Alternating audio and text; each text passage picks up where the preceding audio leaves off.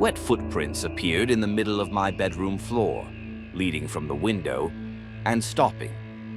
I was alone in the house on Christmas Eve. My parents wouldn't be back until morning. They'd driven to my aunt's place 3 hours away, and I'd stayed behind because finals had drained me. I just wanted one quiet night. The footsteps stopped directly above my head. I muted the TV and listened. Silence. Then I heard it again. Slow footsteps crossing my bedroom floor. Someone was in my house. Let me back up. It was December 24th, 2023, and I'm a college sophomore home for winter break in rural Vermont. Our house sits on 5 acres with no neighbors for half a mile in any direction. Snow had been falling since noon, and 8 inches covered everything. The roads were barely passable. My parents left around 6 p.m. They'd asked me to come, but I'd said no. I regret that now. The house looked perfect. Mom had gone all out with decorations. The Christmas tree stood in the living room corner with white lights and red ornaments, presents underneath wrapped in gold paper. Garland hung from the mantel with stockings that had our names stitched in green thread. The fireplace crackled and everything felt warm and safe. I'd ordered pizza and watched some Netflix. It was peaceful until 11:47 p.m. That's when I heard the first footstep. I sat frozen on the couch as the footsteps continued, back and forth across my bedroom like someone pacing. I grabbed my phone, but there was no signal. The storm must have knocked out the tower. I thought about calling out and asking who was there, but something stopped me. The footsteps didn't sound right. They were too heavy, too slow, like someone taking their time and exploring. I stood up quietly, my heart hammering in my chest. The stairs were 20 feet away, and I'd have to cross the living room to reach them. The footsteps stopped. I waited and counted to 60 in my head. Nothing. Maybe I'd imagined it. Maybe the house was settling. Old houses make noise, right? I took one step toward the stairs, and a door slammed upstairs. Not just closed, but slammed, hard enough to shake the walls. I ran to the kitchen and grabbed the largest knife from the block, my hands shaking so badly I almost dropped it. "Hello?" I finally called out. No answer. "I'm calling the police." Still nothing. But I couldn't call anyone. No signal, no landline. We disconnected it years ago. I was completely alone. I stood in the kitchen for 10 minutes, maybe longer, just listening. The house was silent except for the fire and the wind outside. The Christmas tree lights blinked on and off in a rhythmic pattern. Red, then dark. Red, then dark. I started thinking rationally. Maybe a window had blown open or something had fallen. There were explanations. I decided to check. I moved toward the stairs with the knife in hand, and each step felt impossible. The staircase seemed longer than usual as I counted 13 steps to the second floor. At the top, the hallway stretched before me with 4 closed doors. My bedroom was at the end and the door was shut. I'd left it open. I always leave it open. "If someone's in there, I'm armed," I shouted, though my voice sounded small and pathetic. I reached for the doorknob and it was ice cold. I turned it slowly and the door swung open. My room looked normal. Bed made, desk clean, window closed and locked. But the air felt wrong, too cold, and my breath came out in visible puffs. There was a smell too, like wet earth, like something that had been buried. I checked the closet and under the bed. Empty. Nothing. I was starting to feel stupid. Maybe I was overtired, stressed from exams. Then I saw them. Footprints.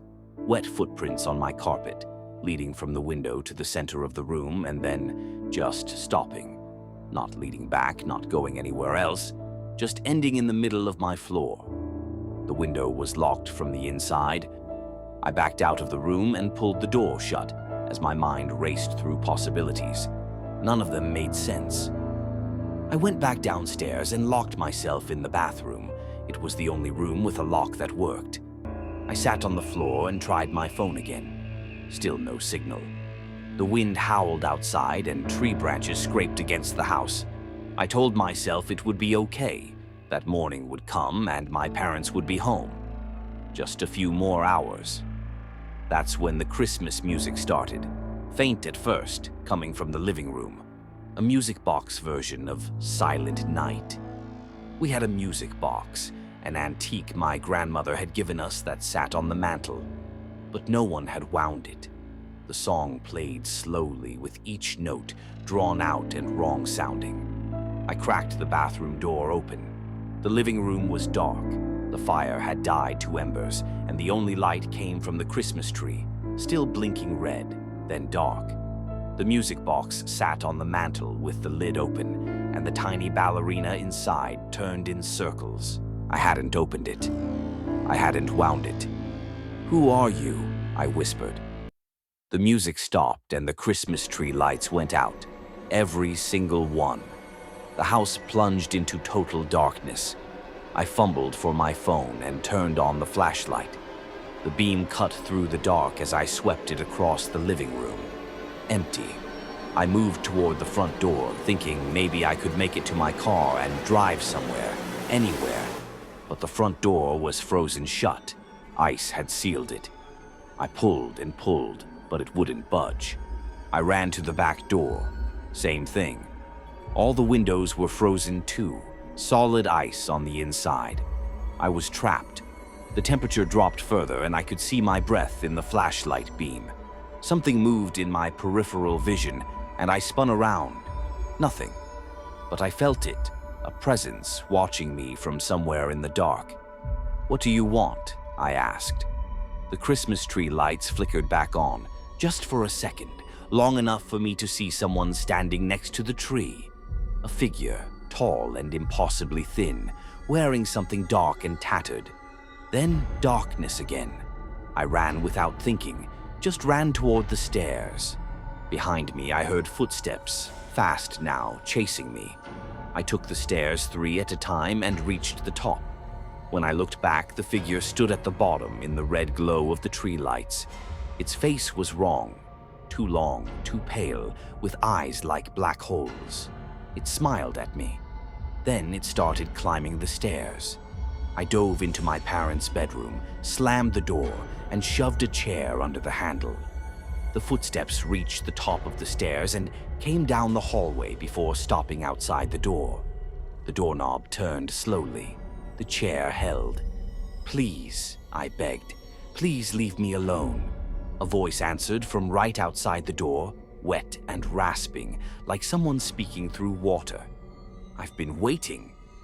The door rattled and the chair scraped against the floor. "Waiting for you to be alone." Another rattle. The chair moved an inch. "I come every year." The chair slid further. "Every Christmas Eve." The door cracked open. I saw one long, pale hand reach through the gap, with fingers too long and nails black. I screamed, grabbed a lamp, and threw it at the door. The hand withdrew. Silence. I waited, pressed against the far wall with my phone, flashlight pointed at the door. Minutes passed, maybe an hour. I lost track of time. Then I heard my phone buzz. Signal. I had signal again. I dialed 911, my hands shaking so hard I could barely press the numbers. 911, what's your emergency? Someone's in my house. Please, I need help. I gave them the address and they said someone would come. 20 minutes. The roads were bad. I waited in that room with the chair still against the door, listening. The police arrived at 1:34 a.m. I heard them calling from downstairs and moved the chair carefully before opening the door. The hallway was empty. I went downstairs where 2 officers stood in the living room. They searched the entire house and found nothing. No footprints, no wet marks, no signs of entry.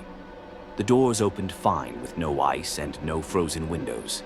"Storm must have spooked you," one officer said. "Old houses make strange noises." They checked my bedroom and the carpet was dry. No footprints. The music box sat on the mantel with the lid closed. I told them everything. They wrote it down and nodded politely.